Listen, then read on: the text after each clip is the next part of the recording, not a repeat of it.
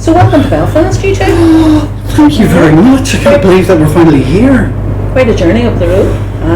It's very close, isn't it? We'll have to be up every weekend now that we know how close it is. It's that funny thing. It's like we've known each other for what? 2 years? And yet we know you so well, and yet we haven't met. And yet at times it feels like we live in different countries. But yet it was, an hour and 45 minutes in the car. Yeah. And here we are finally. There's people around here would say, yeah, they're loving two different countries. Exactly. We're not the learn. We'll not go there. Maybe I should say continents. Why didn't you just get a train or a bus for the last 2 years? Should we say welcome to our friends before we go too much further? Just because welcome to the launch of In the Jitterfritz of Neon. And we decided that because we delayed and we hoped that we would be having an in-person launch, didn't we, David? Yeah. We fantasised about that, we had it all planned.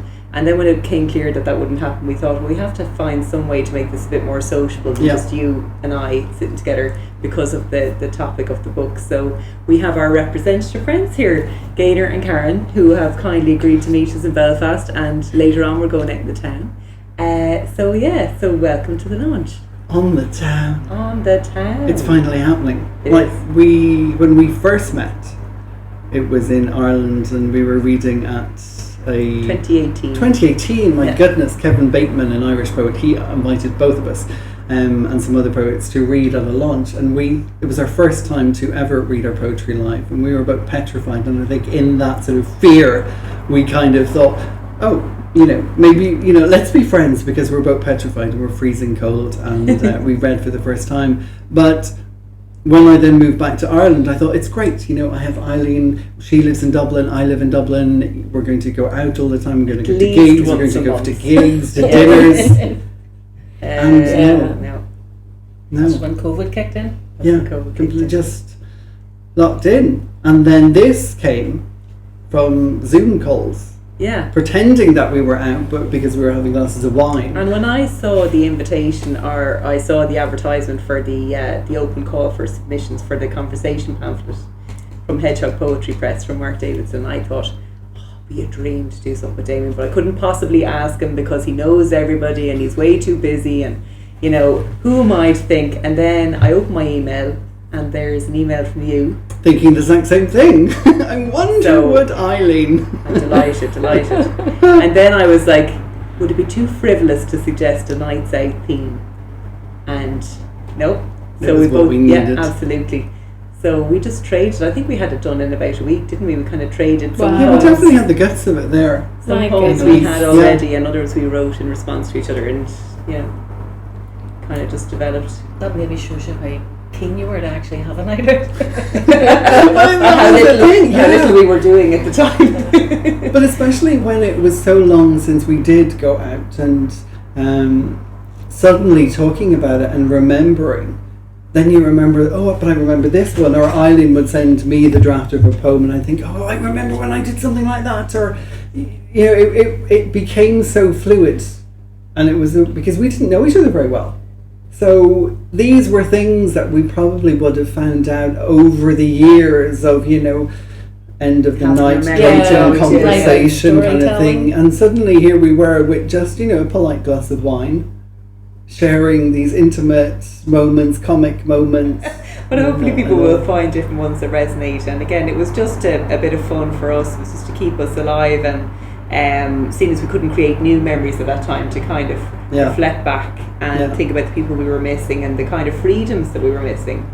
I think everybody had that, didn't we would have had it as well. And as a reader, the poems, whilst they weren't my experiences, they made me think about my own experiences and my own nights out, and it was really sentimental reading of the pamphlet because there were so many memory prompters, and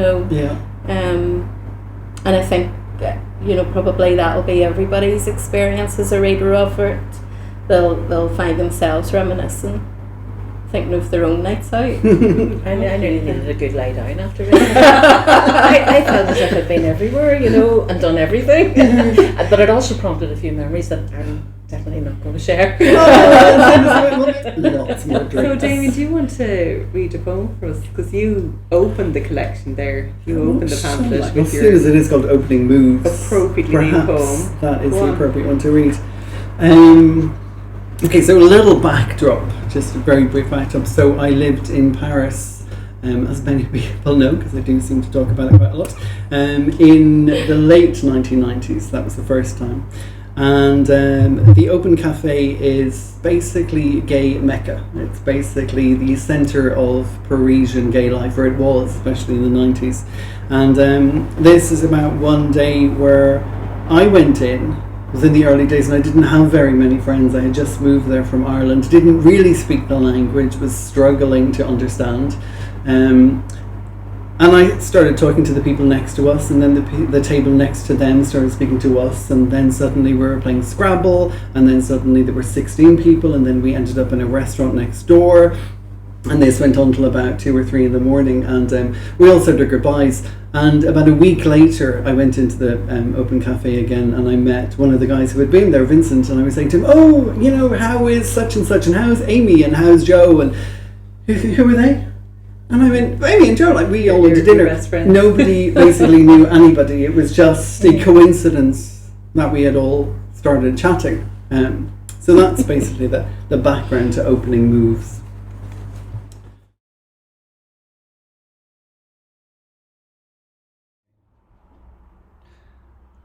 Mixed fruits after chess. In an open cafe in August. Heat still on high after sunset. I was to be married to Amy for a season. Recently met, though forever to be friends. You can say that when you're young. Can promise forever and discard it later like bitter bishops and one-night stands. Mixed fruit after chess. In the Open Cafe in Paris, apples and oranges and occasionally cherry tomatoes that couldn't sit still, and kiwis who hadn't settled in their skins. All of us upended in a basement restaurant with cutlery and crayons, drawing designs on napkins because we'd only discovered the words for how to doodle and to dream. Amy was queen. Cherry of the Big Apple proffering her pawn to orange-shirted Joe, even if Vincent's regard of blue steel was like no fruit I had ever taken to my tongue. Mixed fruit after chess. Considering ways of sectioning slices, wondering if a kiwi should really be eaten with its skin on. There were apparently bears in our bunch. Mixed fruit. After chess. Coming together to tempt a compliment toward a cocktail. Not knowing that nobody knew each other. Not caring. Just daring the other to expose a little more of the flesh we were all dying to taste. Mixed fruit, as queen takes rook. So how did you settle into Paris, Damien? I mean, that was, you're talking about Opening Moves, and you didn't know anybody there. I mean, it must have been quite difficult to settle in many ways. I was 22, I think it was. I don't think I learned what fear was. So, you know, I'd grown up an only child, and I think being an only child gives you this sort of sense of independence. And then another aspect is being adopted. And I think there's also a sense of having already been discarded from the nest is not the right word, but a certain ability to not be too tied down, because there's already been this sort of adjustment in your early life. And I think I certainly felt that I had this freedom to just go. And so the first few months was tough, but at the same time, when you're 22 and you're in another country, it's so easy to meet other people. Like now at 46 in Ireland, I find it much more difficult because I think when you're on your own and people look at you in a bar, they don't strike up as many conversations because they're beginning to think, well, why don't you have friends? Whereas when you're younger, it's like Amy and Joe and Vincent, and these were all people that I met within a day. It's interesting you talk about, being older and making friends. I read an article about people in lockdown, and actually a lot of people felt that they were disconnected from friendships. Some people actually lost friendships, maybe perhaps because of an inability to communicate or Zoom, or as we've all met. And there was actually a group that had been started to help people make friends. So it's interesting you talk back to your youth where you're fearless. Yeah. And we all probably remember, I have to remember we got more than you, but you try to remember back, and you didn't feel that fear that you would have nowadays when you're walking in somewhere. Plus the world has changed too. But that's it, like the world has changed now, and I think also, I suppose earlier there was always a phone, and there was the simplicity of making a phone call to talk to people or writing a letter. And when I was away, I still have a collection of letters that I got in every country, in Paris, London, Amsterdam. We wrote letters to friends and pages and pages. And now, because social media has developed so much, and we have Zoom and we have Facebook and Twitter, but the older you get, the more difficult it is to understand how they work. So I think for kids nowadays growing up, it's very easy, but the older you get, the more generation, the later generations have a more difficult ability to grasp that. It is, but on the other side, I don't know how you feel about it, Gaynor and Eileen, but I sort of look at it now. I grew up in an age where there was no social media, and there was no Facebook, there was no Twitter. And thank the good Lord that there's no video footage of me when I was on Nights Out. So what about your Nights Out, Eileen? Well, I met my husband when I was 18, so my life's quite different from Damien's really. I settled in Dublin. I've never really gone anywhere. I've had the odd summer away, but I've lived in the same kind of 4 square miles or whatever my whole life pretty much, and everything is distilled. So the thing I find when COVID hit, the thing I found was everywhere I went, I was just assailed by memories from childhood, from college, from early days with my husband, from nights out with friends, and I couldn't escape it. And the ghosts of those were quite. It was very sad, kind of walking through the city when it was locked down and kind of feeling there was nowhere to go to kind of get away, because all of my experience is so distilled, in my hometown, I suppose. So that's the only thing I can bring to the party.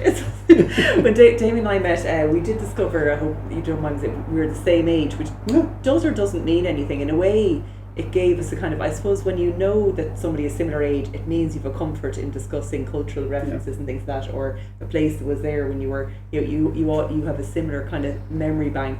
Yes, definitely. So that kind of drew us together, and so the places that you talk about when you're talking about Dublin, less so Paris and Amsterdam, but I'd know them and you'd know mine, and we were able to kind of trade those. Because I don't know them now. If you talk about Dublin now, I have no idea where to go.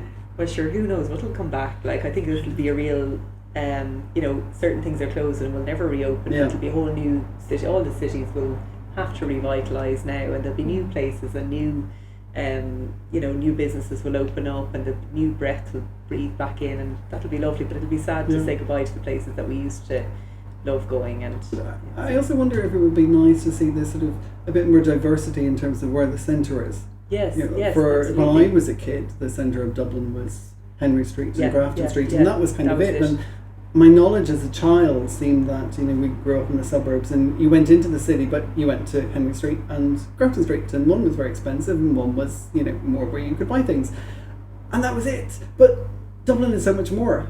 Well, I'm sure it's the same in Belfast. The little villages and suburbs have sort of come into their own in the last couple of years, haven't they? Because when you couldn't go too far, you started going to your local shop to get your groceries from the butcher or the baker or whatever, the grocer nearby, and the cafe when it opened was the one nearby. So it has been good that way, for kind of spreading out. I think different areas of a city sometimes can benefit from regeneration. When you find maybe actually through the arts areas being regenerated. I mean, it happened here in Belfast. The Cathedral Quarter you know, and they now have a Cathedral Quarter Arts Festival, you know, but that it became the place to go on a night out very much of recent times, hasn't it, Gaynor? Yeah. You know, whereas maybe when I was growing up, all those years ago, you know, you just went right bang into the heart of the city. You didn't think of the peripheral areas because they were actually quite run down. So you're quite right about the different areas, and it is nice sometimes to see that shift, but also to see different areas being revitalised, and maybe that will come, as you say, Helen. Are you going to read us a poem, Ryler? Well, thank you. I have a matching poem for opening moves. I suppose we put them next to each other in the pamphlet. Mine is about a place that's since shut down as well. But I remember it fondly from my early days of courting with my husband, I suppose. So when I was 18 and he was about 21 or whatever. So the Cottonwood Cafe, it's another cafe.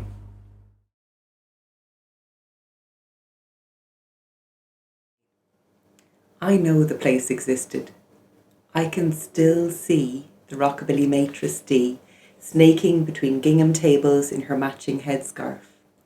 A platter of wings and celery balanced on each palm, puffing aside a bleached ringlet as she flicked the record set-down lever with a hip. I see your dark eyes in candlelight, your smile, perhaps, wicker-clad Chianti, cigarettes, of course. We were spick and gleam, groom-sheened, joints like clean greased bearing wheels. When the bill came, we kept our fingers hooked. It was where the alley door of Bewley's was. No one else seems to remember, but I know it was there.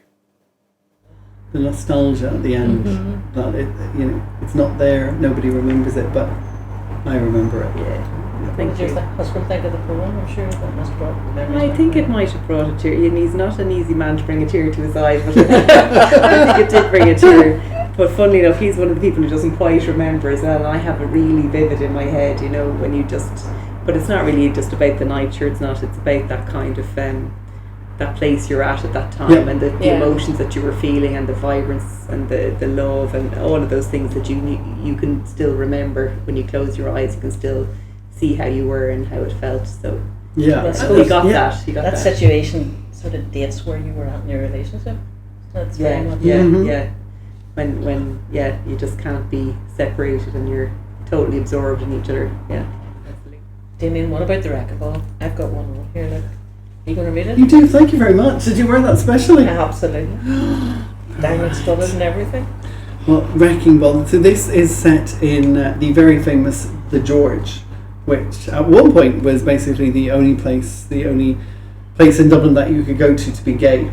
And when I was 18, I did a temporary job in a fashion company that was just around the corner, and I hadn't come out at that point. And one evening after work, I thought, I'm going to go. I'm just going to go in and my world is going to change. I came out and I walked down towards the bar, and it was on the main street. There were lots of buses and cars going by, and my legs started to wobble. I thought, someone is going to be on a bus that's going to take them to the other side of the city, that's going to know my mother, and they're going to say, your son's gay, because I saw him going into a gay bar. So I just kept walking, and then I walked around the block, and then I came back up, and I tried to go in again, and the exact same thing, until about 4 times, and I finally made it in the door. And I do not know what the place looked like on that visit. I don't know who else was there. I only know that there was a barman. I ordered a Malibu pineapple, and only looked at the barman. I thought the barman was going to fall in love with me and change my life. He didn't. I had 2 Malibu and Cokes and came out, and that was it for about another year. That was a huge step to go in. That was like, I hadn't even told a friend, like nobody knew. It was a huge secret. Did it feel good coming out? Did you feel like you'd achieved something, or it was just it was mixed. Like, I thought, there's a part of me that thought, I'm going to go in and the community's going to embrace me and my name will be in lights somewhere because they've been waiting for me all this time for 10 years. Ticker tape or little sign that says, "Welcome, Damien." That wasn't there. It was just me and the barman. And it could have been just me and the barman. So it's a little bit of a letdown. I knew where it was, let's say, after that. Like, I knew how to go into it. And what it looked like inside. That I wouldn't drop down and die, and nobody told my parents afterwards. So that was something. And then, psychologically Clearly it I would have went been quite a back. big step though. Yeah. You know. But then how did you feel going back home to your mum? I take it was quite a while after that before you told her. Oh yeah. Well, I was probably 6 or 7 months. But at that point I knew, like I was 18, I'd known since I was about 8, and I'd come to terms with it, because at the beginning it wasn't what I wanted to be. I wanted to be normal, as I was telling myself then, and wasn't. And so there was a period early on where I just wanted to be like everybody else, until I realised, well, this is me. I needed to accept it for myself, and I think until I did that, I wasn't able to tell anybody else. And then came out, and everyone was wonderful, and I thought everyone was going to be horrible, and I had all these fights and reasons and defences that I built up in my head for years and years and years, and didn't need any of them. Even my parents went to a meeting of the parents of gay children and came back with the gay community news before I even knew there was a gay community news. Wow. Well, that was good. That's lovely and supportive though, isn't it?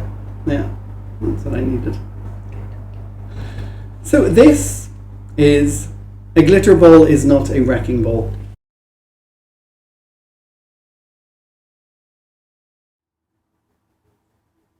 We wanted to own that dance floor. On the first floor, but the glitter ball never cast enough concern onto the pulse of poppers everyone sniffed, under collars, as if no one wanted to be caught, as if no one knew all you could divine from a scent, as if no one really wanted to identify the truth from all we ground down on the first floor at the block, on the corner of Georgia Street and One Night Stand, on the compromise of community and being caught out as queer. We danced our way through Dublin in the 90s, owning nothing, incognitos in ice queen heels as we inhaled the fumes in the face of all we were being told we could not have. Sometimes I saw lads lick the floor, chase white lines looking for anything pure under all that was shadow. In Dublin, in the 90s, on that first floor of a hot block redolent of poppers and sweat and cigarette stains of life and its limitations, there was barely a glitter ball big enough to knock the blocks we needed to wreck. How do you say redolent? That'll do. That'll do. I think you nailed it. Yeah. A bit of a Belfast twang. How long have I been here now? A month, a year? 10 years? You've moved up. So do you have a poem? Are you into read? You must have read one in response to Well, that, or I was did. this in I response can't to one of remember yours? which came first, but the glitter bit is in both. The Ice Queen Heels. Ice is Cream it? Oh, Heels. yes, I don't that's know a if the Ice Cream fantastic Heels phrase, were in isn't it? your poem or my poem, but they're in. Anyway, so like my nightclub experiences are different, but I suppose what I wrote mine about was, you know, the way when you get to a certain age, suddenly the places you can go and feel comfortable dry up, and the places you used to always go, you realise are now, everyone else there is in their 20s or in their 30s, and you start to look at yourself through other people's eyes and feel a bit uncomfortable.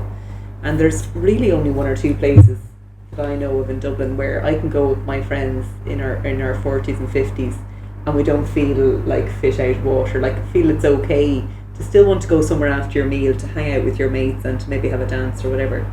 And there is one place that we were going to a lot before COVID, and I wrote this after a night out, a great night. You know, some nights just really everyone is on form and you're just feeling it, you know, you're comfortable in your skin and you feel you own the joint, you know, and this is one of those nights. So I kind of wrote it in the taxi in my head on the way home. So that's my nightclub experience. No poppers. Poppers. Maybe tonight I'll try a popper. Karen will have I some. better not say what I thought poppers were. No, don't. Anyway. Little Miss Innocent beside me. Yeah, Absolutely. so it's a matching poem, yeah. Habitat. We own this land of high-end gins, stalking the botanical savannah with a clink of ice queen heels. Not the girl with tatty lashes with her glitter balm skin, not the man spawning sweat to a throbbing disco beat. A glide on crumpled wings, set to a cross-hatch symphony of weathered hands and crinkled brows, we sashay through the parting crowd, anointing all who turn to bow.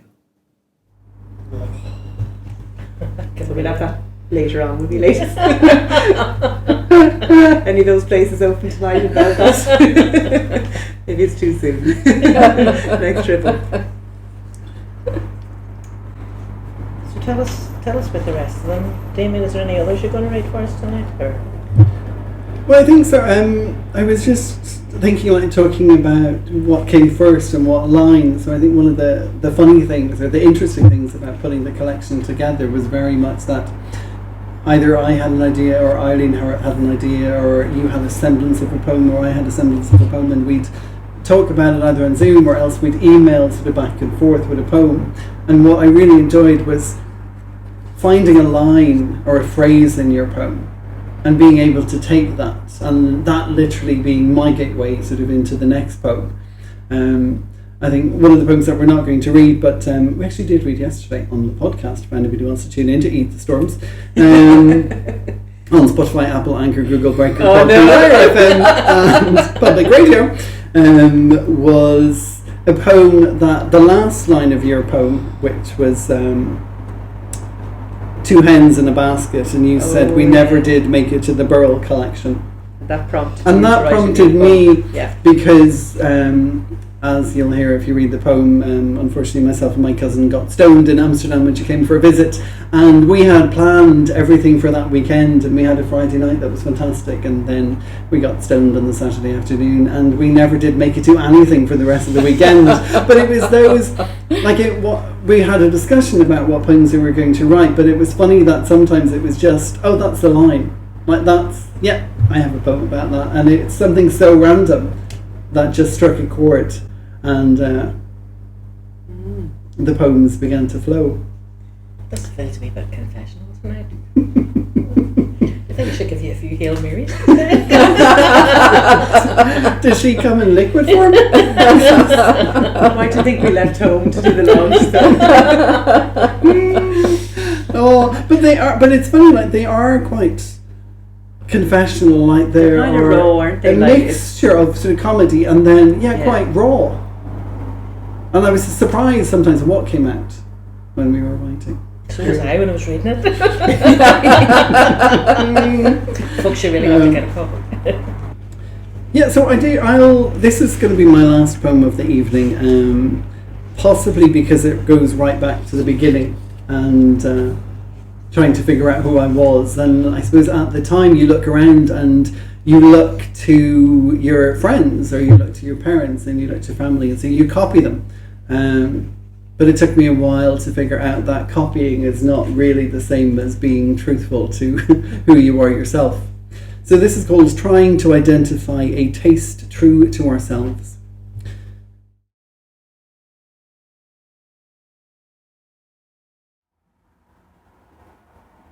The first drink I bought myself at a bar was a Malibu and pineapple. I'd taken the mother's tongues to my long hair to eradicate the curls, the frizz that alluded to the parts of me not yet finished. That meant all of me.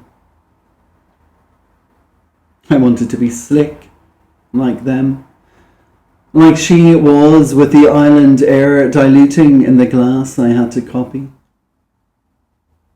Like he was, with his side flick and ease with everyone. Always on the other side of rooms I was forever trying to cross. Even the river divided Dublin in those days. When pineapples only accompanied ham on sticks for the nouvelle cuisine, and no one could identify a coconut still in its shell. It tasted like unseasonal smellies mothers opened under tinselled trees, mixed with potpourri and that exotic yogurt I tasted once at Santa Eulalia when I was 5, when they served spaghetti paler than Irish skin with not a trace of tomato. The first mistake is trying to be something else. Took a long time to learn that.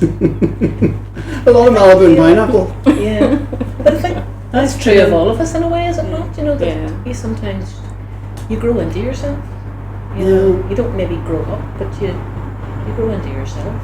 Yeah. And who you actually are, and sometimes it does take you full circle. You know, and you mentioned fear earlier, that you're fearless when you're younger. I think then when you reach a certain age, I think I've got there. I've become a bit fearless again. So maybe I've gone full circle. Oh, okay, so maybe I'm on the turn. You're maybe. on the turn. You're on the turn. Not like milk. No, no, Damien, you wouldn't go. No. What do you think, Amy? You must be thinking like that too. Your life has changed I think a lot. it's not a linear path. No. I think it depends on what happens in your life at a particular time, the cards you're dealt, and how you deal with those. Yeah, and how you learn to party after. After you've recovered from the trauma of various different things that life throws in the way.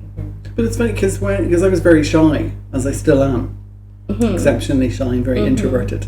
And so I was looking for ways to be like people who didn't seem shy, and people who had friends, and people who, you know, had this fabulous hair, who actually it turns out that we kind of knew that person when we were growing up. We've kind of mentioned this. Achieved that, the fabulous hair. Yeah, 46 though. I wanted at 17 and 18 when, you know, those people who had fabulous hair at the time were having dates, and they probably didn't know they had fabulous so hair. dances at discos.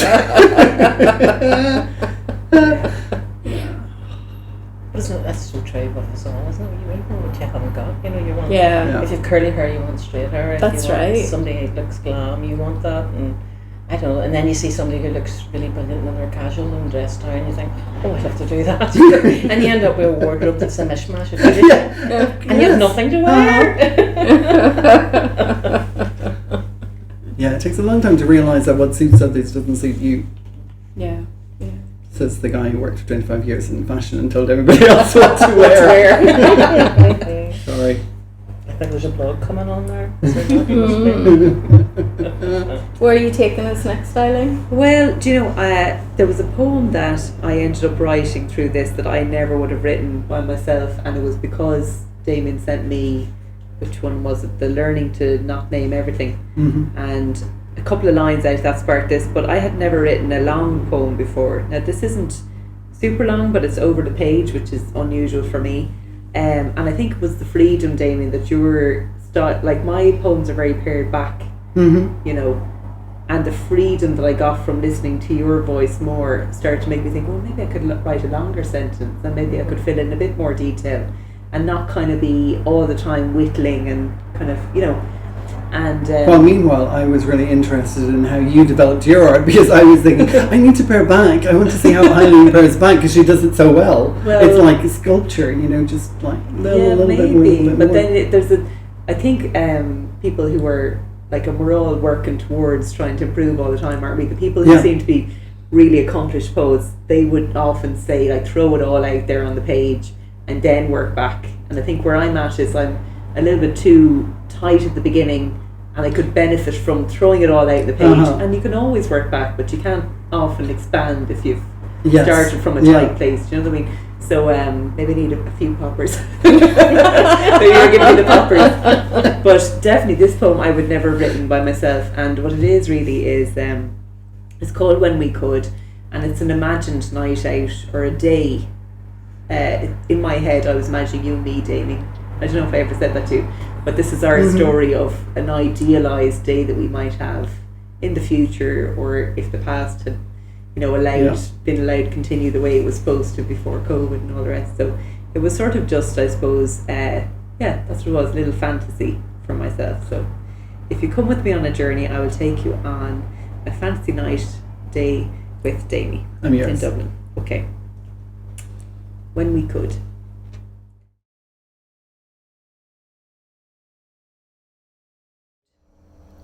Meet mid-morning, foggy from the night before, sunglasses sinking into butter leather chairs. We brought mimosas and French toast cascading with berries and syrup. Jazz, low, Bessie Smith singing Need a Little Sugar in My Bowl, and we'd have it, be dripping with it. A taxi to the coast for a walk in dunes. Salt sea breeze would make us think again of cocktails. So we get lost for an hour, trying to find the right break in the sedge to reach the road, shake sand from our toes, unroll cuffs, tease our hair into something presentable, find a bar with outside tables, serving vodka with frosted rims to top back up our sugar levels. Trade summer stories, think it would be good to see beauty before the sun sets. So we'd bus back into town, visit Chester Beatty, where the wine-draped exhibits would remind us of cheese and how long it had been since the syrup.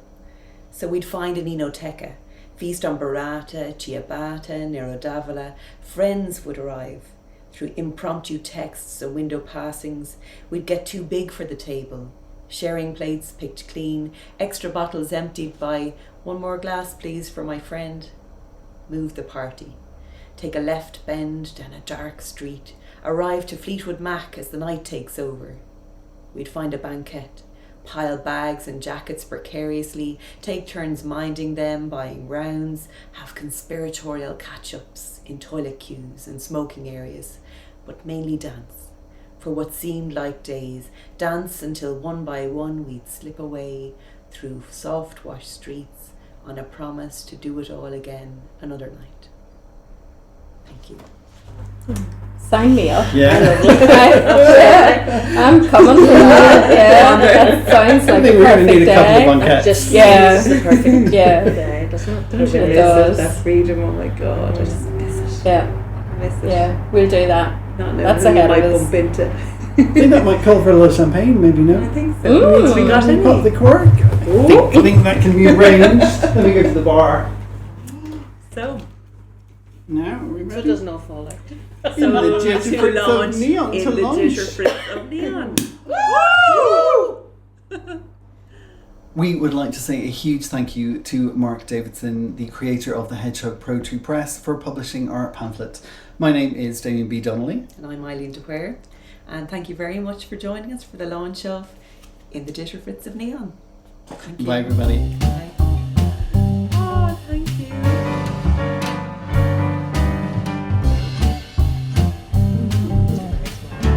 Oh, we're ditched it because we didn't do a straight one.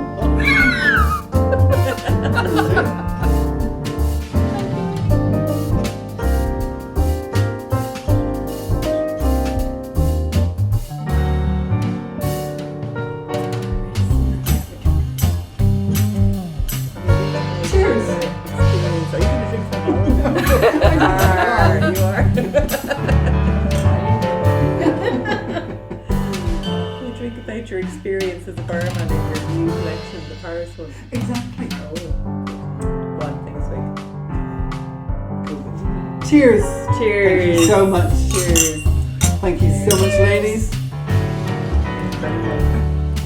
And to our sound engineer, thank you very much. Miss Kathy Carson. Is that us done? Yes.